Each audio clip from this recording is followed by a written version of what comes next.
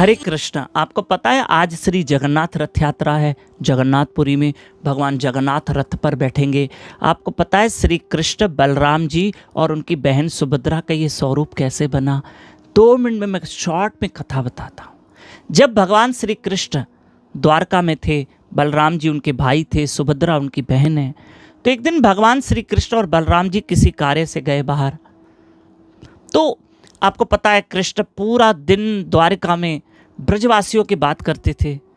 मेरी गोपियाँ मेरी प्यारी भक्त थी, मेरी राधा रानी बड़ी प्यारी थी, माँ यशोदा, नंद बाबा, ग्वालों की, गायों की।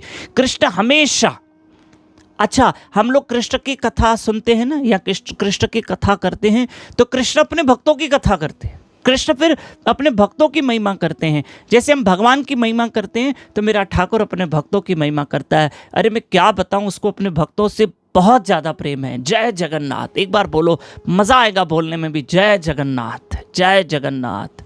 तो क्या हुआ जरा सुनना आप। अब क्या हुआ कि भगवान श्री कृष्ण और बलराम जी किसी कार्य के लिए बाहर गए थे।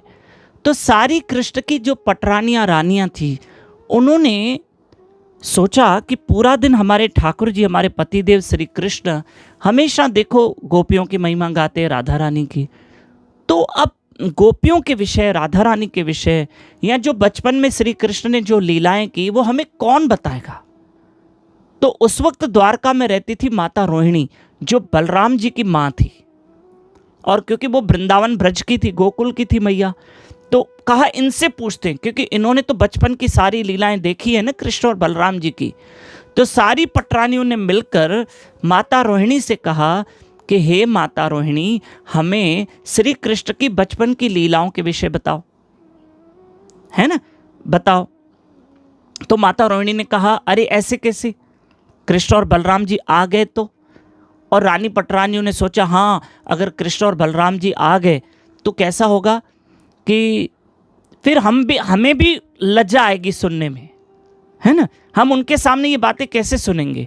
तो एक काम करते हैं, जो कृष्ण की बहन सुभद्रा माता थी उनको द्वार पे खड़ा कर दिया कि आप खड़े रहिए। ननंद हुई ना, सब रानी पटरानियों की ननंद हुई सुभद्रा मैया।